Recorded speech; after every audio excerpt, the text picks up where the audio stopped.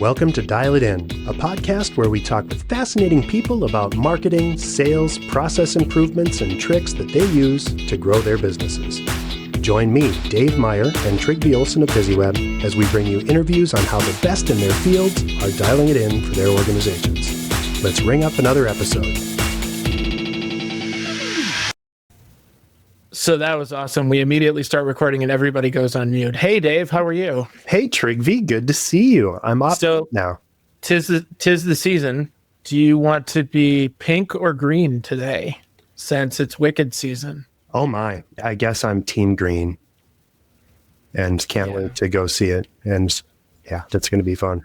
We're recording this on the day that it came out. I think that it'll hit stores the first week in December. But on the day that we're recording this, my wife was like actively thinking about how she was going to take my son out of school and go see it. And I explained to her, if you do that, then that means I have to take him out of school and I have to go to Super Mario Galaxy because he's going to think that it's a thing now. Mm-hmm. And the other problem is if you go on the first day, especially to Wicked, I think that you're not going to hear the soundtrack. You're going to hear Joanne from Invergrove Heights singing along to the soundtrack loudly and badly next to you. So that's true.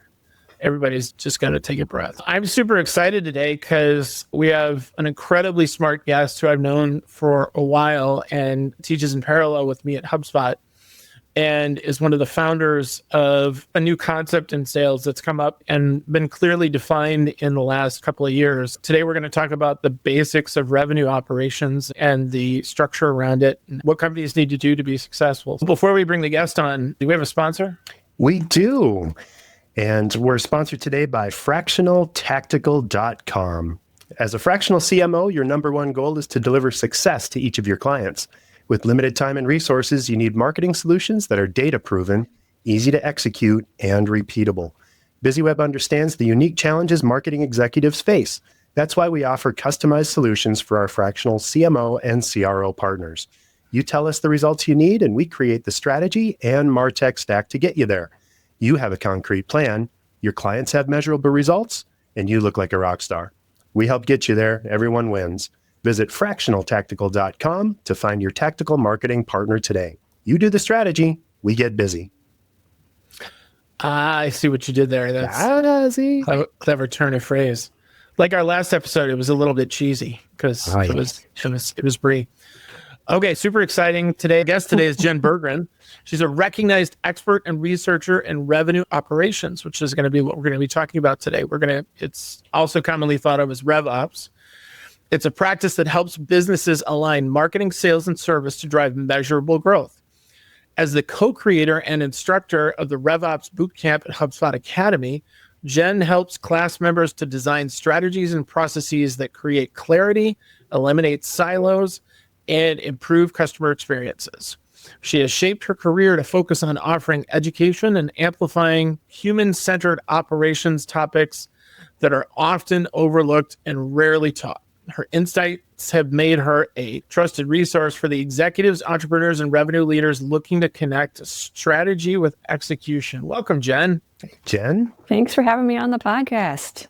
And thanks for getting up so early because I know you're California, yes. So I'm interested to know how you built your course because I teach one at HubSpot too, but let's start with the basics. When we say the concept of revenue operations, that's a wide-ranging umbrella that covers a lot. So what does that actually mean?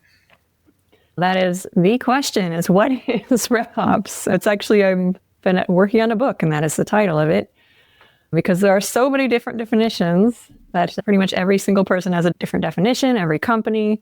But some of the things that are in common with all those definitions are combining operations for all the revenue-focused teams, all the customer-facing teams, so sales, marketing, customer success, and really tying those together and aligning them. That's our favorite RevOps word, alignment, to make a better customer experience, which ultimately results in more revenue. Excellent. So things, revenue, but probably a little bit more from the nuts and bolts and tactical side as well. I would say we try to avoid the word tactical because that's a whole discussion about tactical versus strategic, but more of the people and processes and tech side Perfect. Yes.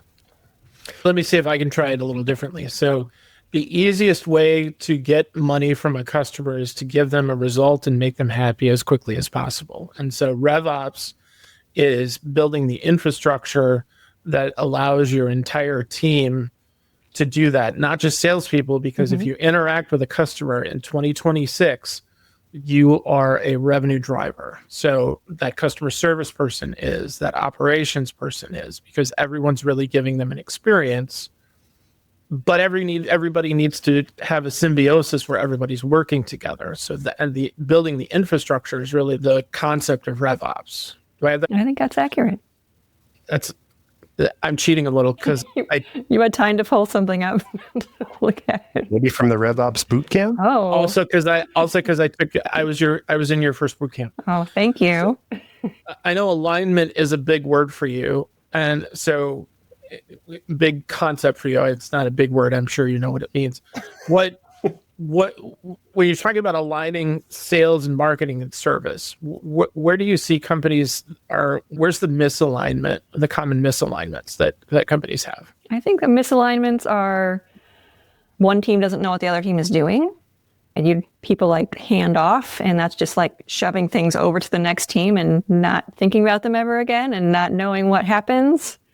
That's not a great customer experience because then customers have to repeat themselves, for example, or do the same actions, or the next team that is handling the customer doesn't have all the context they need to do a really great job and serve the customer.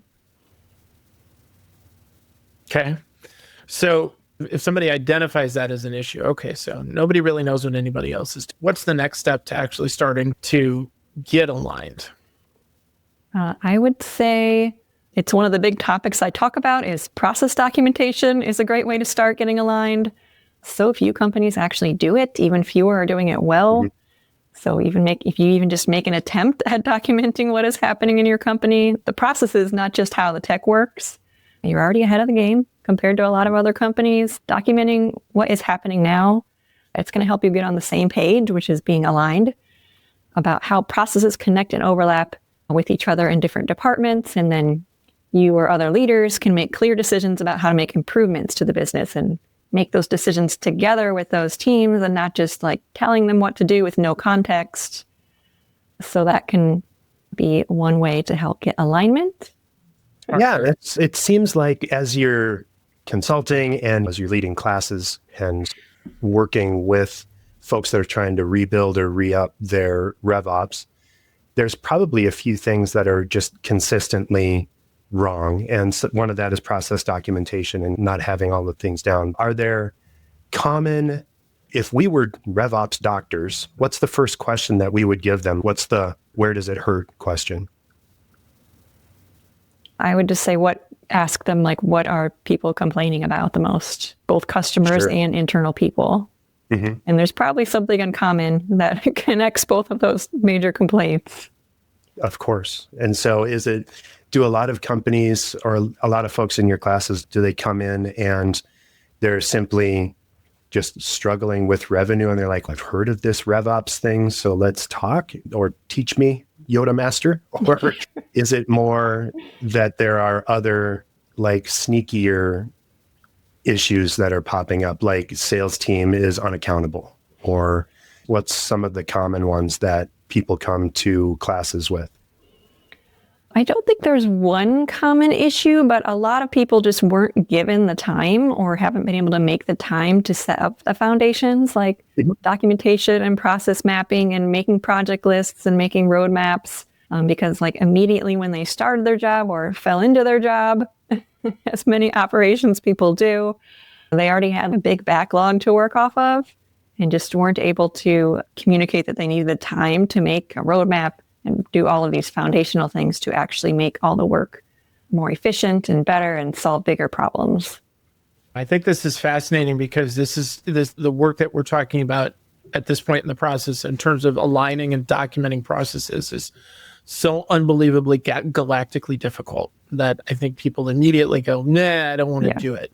And there is light at the end of the tunnel, and I think Jen's going to get us there once we get it there. But I know for me, as we work tangentially in this field, we say to people, do you have an established process? Oh, yeah, of course we do. Great. Can you tell me what it is? Yeah, yeah, absolutely. Okay, great. Do you have it written down? Crickets. And then you have crickets. Mm-hmm. And they say, okay, do your service people, do they have a process? I don't know. Oh, okay. Do your customer success teams, does it? No. And so just even doing the basics, because even within a department, then the challenge gets even exponentially harder, because somebody says, okay, I'm going to sit down and I'm going to write our processes out. And then I'm going to give it to Dave, and Dave, here's my process. And Dave's going to look at it and go, I don't do that at all. Mm-hmm. That's completely wrong. And then you're off to the races. So when that kind of thing happens, Jen, what are some ways that companies can really say, oh, okay, now just even on that first process documentation point, how can they get aligned just within their own departments? Because more than likely, everybody's doing their own thing. Oh, that's a great point, and that does happen a lot. When everyone's doing their own thing, I think coming together and talking about what you're doing and what's working and what's not working, that can be helpful to choose what things are working. A lot of times there is data that supports what are the tactics or parts of the process that are not working, or what's your top rep, what are they doing? Can we use that process? How is that different? And it's really a discovery process for your processes. What should everyone be doing, for example? But it is very difficult, as you mentioned. Yeah, and I think everybody needs to do it, because I think it's if you're not all rowing the boat, then that's the first step to messiness, is understanding that we need to be doing it a certain way. And if we're going to change that process, great, let's have a universal adoption. If not, then the issue is not with downline with vendors or revenue, because all of this is leading to giving somebody a really good experience. And if we don't have that down, then what do we really do? What do we really have? Mm-hmm. Would you agree with that, Dave? Absolutely. And as we're talking, it occurs to me that the whole idea of aligning all of the things that generate or contribute to revenue in a business in RevOps, HubSpot is uniquely positioned for that. So as you're teaching, like for the bootcamp, for example, I'm sure there are like modules or at least like sections where we talk about, okay, tell us about service and how are you connecting with your existing customers? Tell us about sales. Tell us about marketing. So are there common tools or getting started like in HubSpot that we recommend through classes that they get fixed or figured out first? Do we normally tell people, okay, we'll start with sales and then go to marketing and then go to service? Or is it just identify what hurts and then let's talk about how to fix it? I think it's going to be a classic answer of it depends on the company. Yep. We don't actually teach much HubSpot in the class because there are other boot camps for that. Mm-hmm. But one of the things I think we discuss, or at least we should, if I might have to add it in, is about a data dictionary. So at least the teams agree, like, what is, I can't think of the words off the top of my head, but what is a lead? Like taxonomy, yeah. What is an MQL? What's a lead? What's a... That's a good place to start, because that is also something that is input into the system as well as people have to think about. Let's back up a sec, because I think your class is probably one of the most popular ones at HubSpot for people who are really trying to get good at the operational part of revenue. So what was your first exposure to revenue ops? What drew it to you and said, hey, I want to build this out? That's a great question. When I was pivoting my career into like marketing and business, I got a job with Nicole Pereira at her previous HubSpot agency, starting as one of the first employees, starting mostly doing like marketing and marketing tech work to start. And it was originally branded, or I guess positioned, as a MarTech agency. That was like the closest common word to describe what we did at that time. But we started seeing this term RevOps, or revenue operations, in 2019, 2020. It seemed to more accurately explain what we did to help not just marketing teams, but also sales and customer success and customer service and all the related teams. It wasn't just marketing. So that RevOps term seemed more accurate to describe what we were helping clients with. And I started researching more because all the information online about RevOps was contradicting itself, which it still does. There was no consistency in how RevOps is defined, and most of the software companies were creating content and trying to make it all about software so they can sell their software. Or like the sales-related people were louder than the rest online, trying to make it sales ops as the main part of RevOps. I thought, what if I find people in different areas of RevOps in different locations and different companies and different kinds of backgrounds and ask them the same set of questions and compare and contrast their answer and try to make sense of RevOps. And I'd also decided that kind of sounded like it could be a book, that kind of research. And that was also another life goal of mine. So I did that research back in 2020. It seems like forever ago. And I used that book research to help shape the RevOps Bootcamp.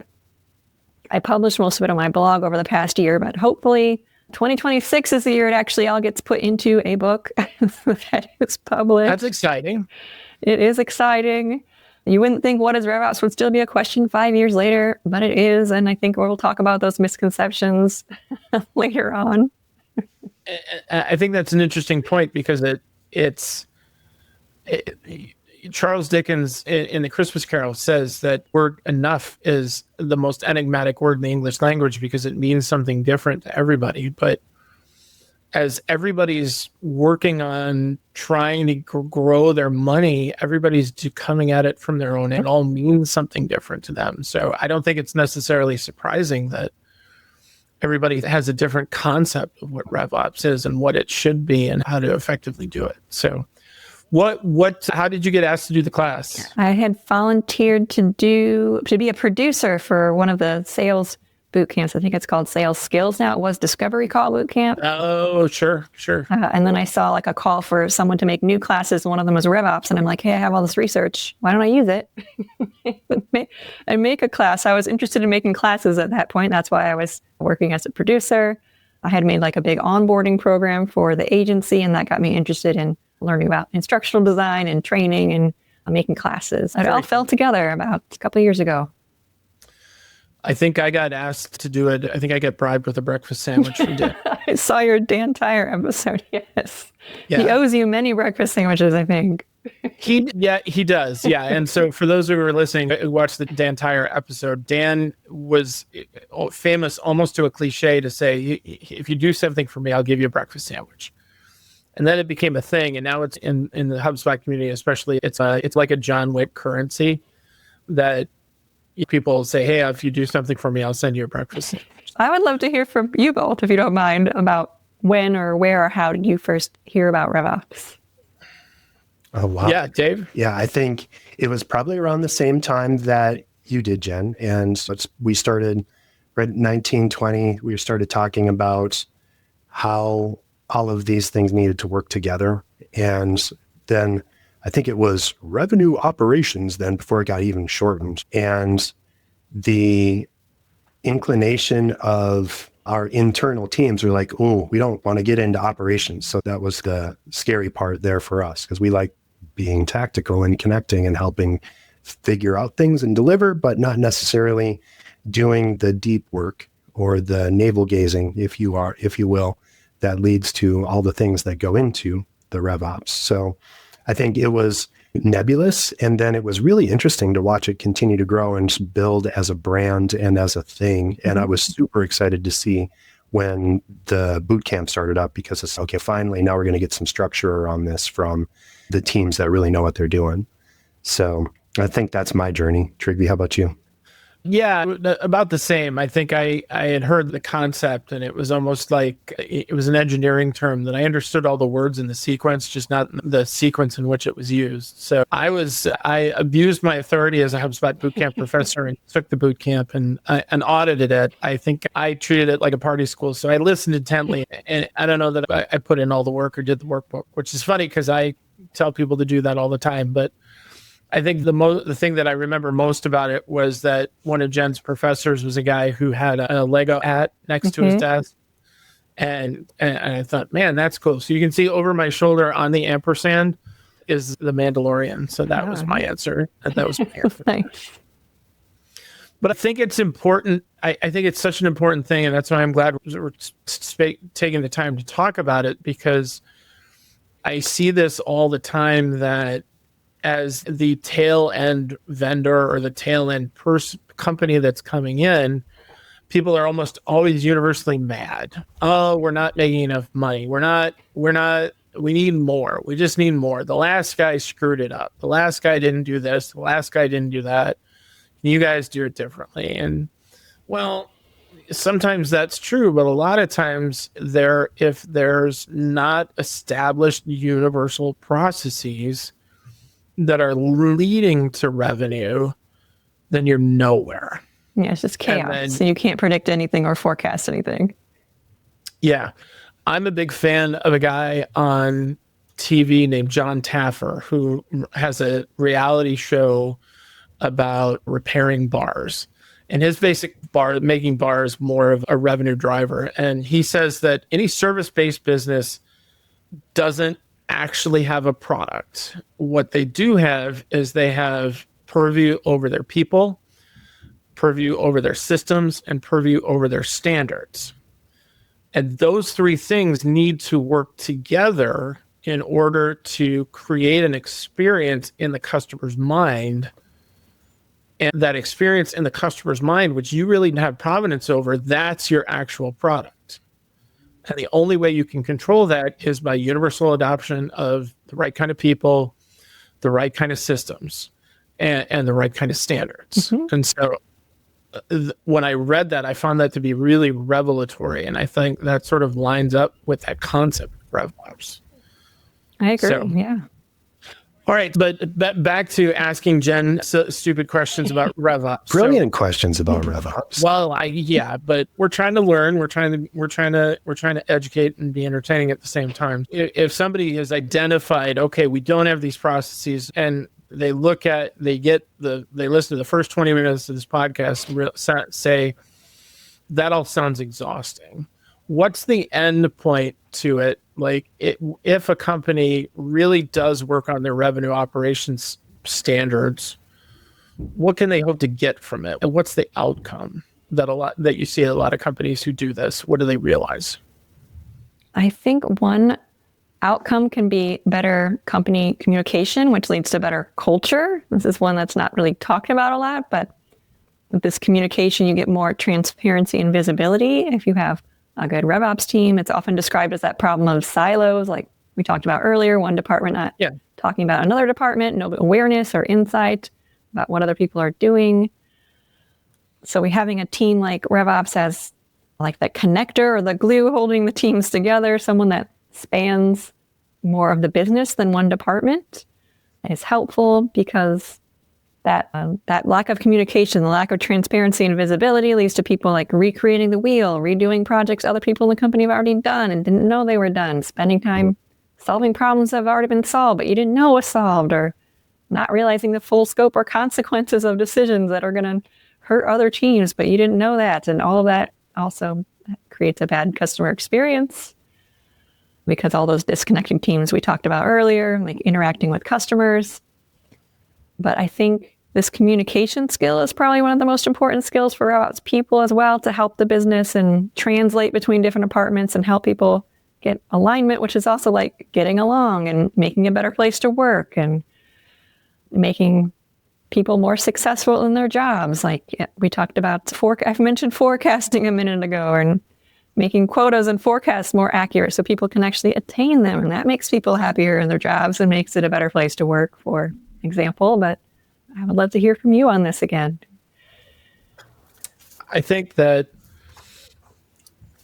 I think we're all knowledgeable about the idea of the flywheel, that if you put the customer in the middle and then all of your systems work correctly, then it spins faster.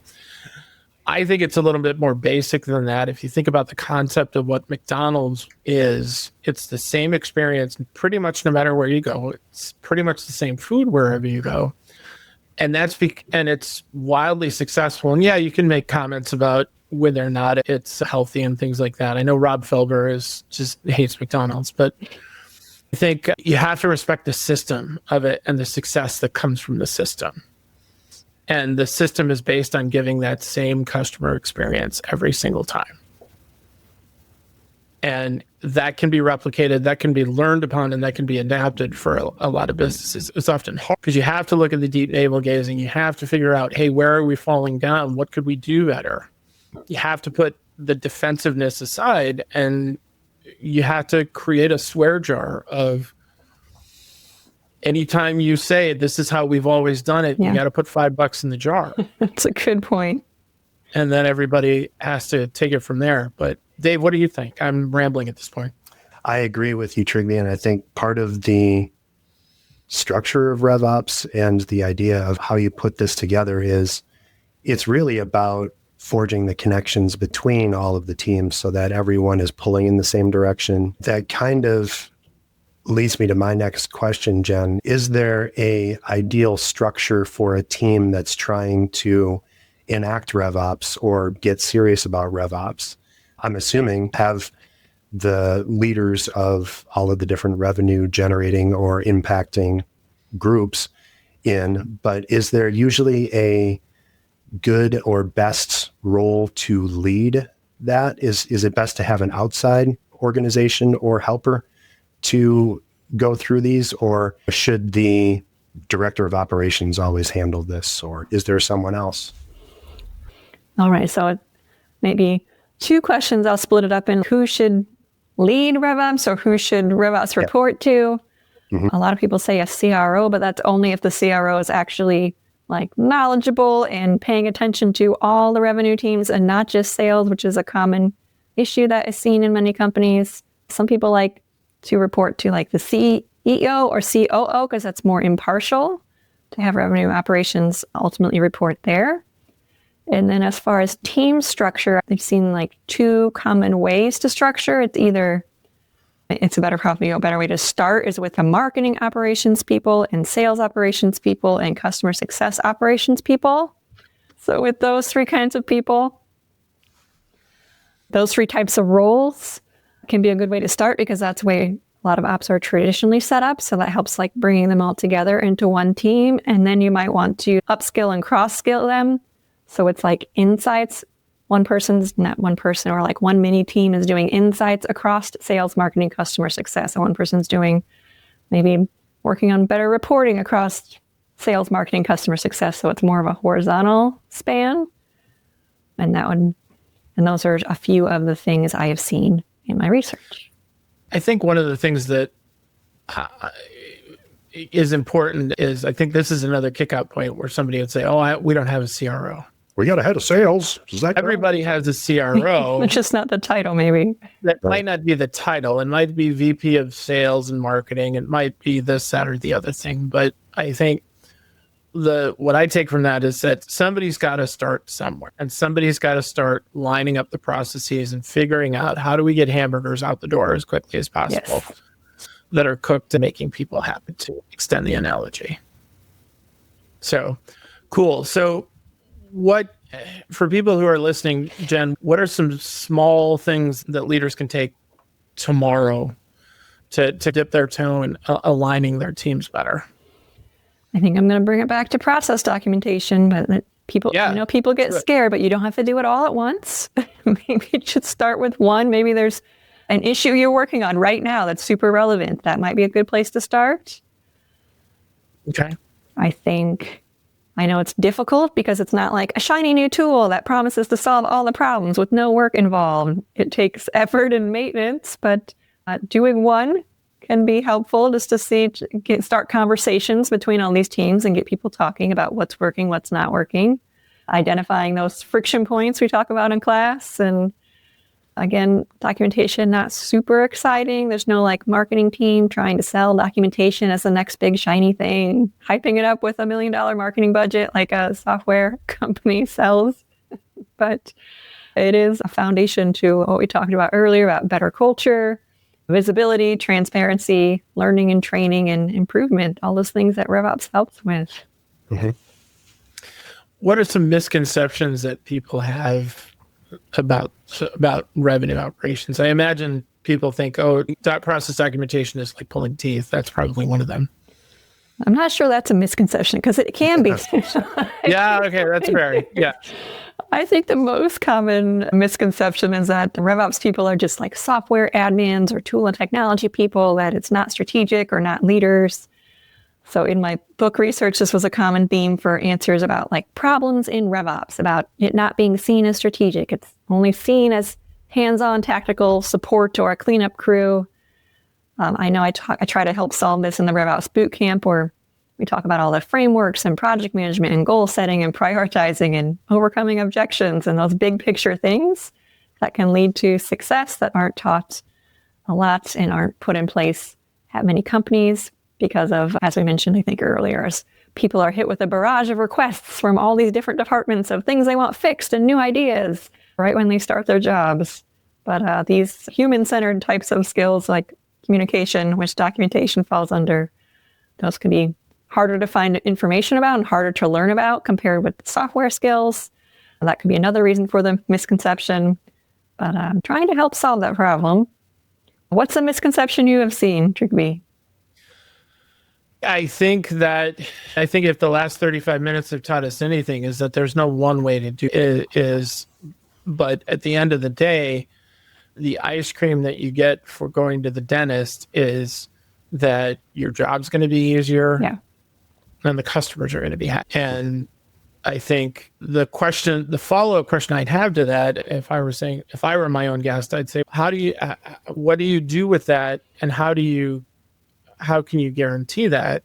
It's because if your process is the absolute best it possibly could be, you should feel comfortable in that and not just say, that's how we do it. There's always better, newer ways, and any good process should be able to be looked at and analyzed in different ways and figure out how we do it differently. I think as I've led the sales process at BusyWeb for 10 years, I've taken a certain amount of pride in it, but I've also always said, if there's different things we can do differently, I absolutely want to hear it, because the goal is not doing it my way. The goal is doing it is the bottom line revenue. What do you think, Dave? I agree. And as we're talking misconceptions, for sure, I think it can be a little daunting to think about RevOps. And I think people sometimes tend to undercomplicate it sometimes, but a lot more often probably overcomplicate it, where they say, we need to do all of these things, and they look too far ahead in the project or in the idea of fixing it, and say, okay, there's a chasm here because we don't have these 4 things figured out and we need to have all of that fixed by next quarter. Like, no, you do need to start moving the needle, but the point of RevOps is improvement, and especially for smaller teams, you just have to pick something and start moving it forward. The idea that I'm not customer facing, I think in 2026 is just not true. Everyone is customer facing at some point or another. If you're the guy driving the truck, you're the one who's seeing the customer. If you're the one billing the customer, how you choose, how you interact with them, that's important. The customer calls in and is complaining, how you make them feel, that's important. It's not just sales. It's not just marketing. Even if you're somebody who's building a product on a bench grinder somewhere, putting together parts, if you're not doing your job right, then everybody else's job becomes harder. Yeah. So this idea that I don't talk to the customers on a daily basis, so that shouldn't apply to me, I don't think it's true anymore. I think really successful businesses understand that everybody has a role to play and everybody has a job to play in delivering an experience. So that's my 2 cents. I knew if I just kept talking. Yes. Very good. I keep to remember it. Jen, where do you see RevOps headed in 2026 for just as a concept, and then even for companies? Obviously, we'll need to buy your book, and we'll talk about your stuff back in a minute. But where do you see this as a concept going and changing? I've seen a hopeful trend about more education being available, more of it's easily discoverable for operations. There's some certifications that are either being worked on or just released for revenue operations. And hopefully more university level education's coming soon. Nicole and I were talking before the podcast started. I just finished my master's degree in instructional design to have more credentials to help create operations topics at a university level. Hopefully that's the goal. So hopefully we see that as well. 2026 might be a little soon for that one, but there are other certifications in the meantime. Congratulations on your master's degree too. Yeah, Thank that's you. amazing. That's not an easy get. For sure. In the setup of certainly going through the certification at HubSpot for RevOps, you have to learn a number of things. And we mentioned one of the things that I remember learning in my RevOps cert. It was Flywheel, right? And how everything works together. And that's one of HubSpot's big modules. Like inbound marketing is Flywheel. You have Attract, Engage, Delight. And now HubSpot is pivoting into what they're calling loop marketing. Is that changing the way you're teaching RevOps?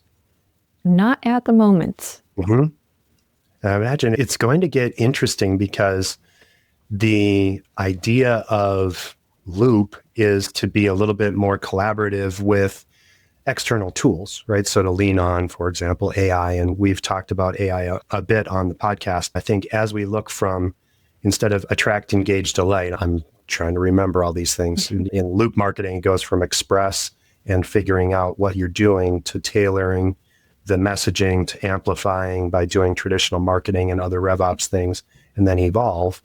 So I see how this is maybe going to get a little bit more layered. And I'm sure that's going to be part of what the original curriculum is going to need to evolve too. As you're working through the coursework and things, I suppose that's just something you have to constantly keep ahead of because the tech and the world keeps evolving along with it, right? That is true, though. This class, this live version of the class, we tried to make it about the foundation so we wouldn't have to update it every day. But if we'd talk about what if there was like a next level class that would be updated more often because it probably would have more tech references. Go ahead. And I was just going to say, trying to marry the two things together. I think that in this day and age where everybody has a ChatGPT prompt, the idea that you can't write down your processes is just simply bunk because now ChatGPT, give me a draft or draft my process for me, and then you don't have to write it down as much as you can edit. Yeah, you customize it. ChatGPT is not just for funny commentary or for rewriting emails. It's also, this is a great use case for AI to say, spend 5 minutes and talking to it and tell it about your organization and then say, okay, write this into a thing that we can then say, okay, here's what we do with it. Here's how we use it. Right. And just really tech in general, right? Because even if none of your teams agree and you all agree that you need to document your processes, you could just invite the heads of all of your teams to a meeting, record that meeting with an AI note taker, and get 60% of the way there. And I think RevOps is one of those concepts that is so dangerous when you try and marry it up with technology because your processes and how you do things needs to be supported and amplified by technology. And especially when you're dealing with something like HubSpot, which I think comes out with 30 updates every 2 weeks. The danger then is to have this shiny key syndrome of saying, oh my God, what is that? And I need that. And why do I have that? Why don't I have that? And why haven't we started that right now? So the question that I think you need to ask it is, if we do this thing, and I think this is a model that you get out of working on your revenue operations is, if we implement this thing, does that improve our processes or harm our processes? Does it make it better or not? And if so, just because it's there doesn't make us better. So there we go. I'm off the soapbox. Jen, we'd like to end our shows by giving people the opportunity for full naked self-promotion. So you have an incredibly popular Substack that I follow on a regular basis. One of the reasons why we had you on the pod is so that I could make the list for a third time. Because I'm doing my research and listening to the podcast and adding it Yes. Thank you. So tell us about the Substack, because I think I find it endlessly fascinating. Tell us what you do, what you have there, and how people can find you. Sure. So every week I go through my email inbox where I sign up for way too many email newsletters. And I go through all my saved posts in LinkedIn and I pick out like the most interesting things. There isn't really a theme other than operations, which is pretty much everything, or education. But there are links to what people are talking about, what people are writing, what people are doing podcasts on, and all of these different topics related to business and leadership and operations and education, training, learning. And so I send that out every week and I post it on LinkedIn and I call out some of the people that are in the newsletter because I think it's helpful to share learnings. It's very important. It doesn't have to be my learnings, just giving people amplification, I think was a word you used earlier. That's a good one. Yeah. I find it to be endlessly helpful because especially when I look at trying to educate myself on LinkedIn, if I don't hold the thing up and have 12 different posts open of the things that I'm reading, then I lose it and I don't come back to it. So having it all in an old-fashioned analog email that I can click on is so unbelievably helpful and supportive to cut through the noise of content that gets put out on a regular basis. On behalf of your readers, I want to say thank you. Oh, thank you. Yeah, because the algorithm changes all the time, so you can't really depend on that to serve you what you need. And then your book comes out next year. We're putting that flag in the ground right here. Yep. Okay. Yep. And you're graduating soon, right? Yes. Have you graduated already? I finished, but I applied for graduation, but I'm not officially graduated. So you're the master's version of ABD. So we're going to say that you're graduated because I have the power because I am. By the time this podcast comes out, I will be graduated. Oh, fantastic. Fantastic. Dave, what did we learn here today other than we need to be writing more stuff down? Oh, man. RevOps is one of those things that everybody talks about as a buzzword, but there are tactics and there's a real process to it.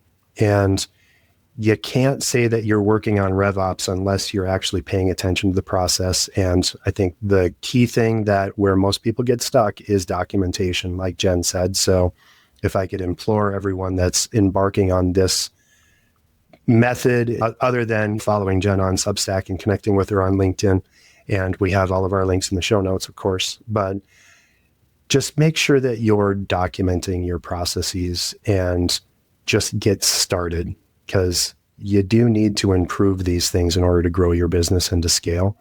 And it's not witchcraft, it's not crazy, but it does involve some work. And so just start digging in. And it gets better the more you do it. Yeah. Mm-hmm. Yeah. Thank you, Jen. Thank you, Dave. This has been another episode of Dial It In. My name is Trygve. Dial It In is produced by Nicole Fairclough and Andy Witowski. And with apologies to Tony Kornheiser, we will also try to do better the next time.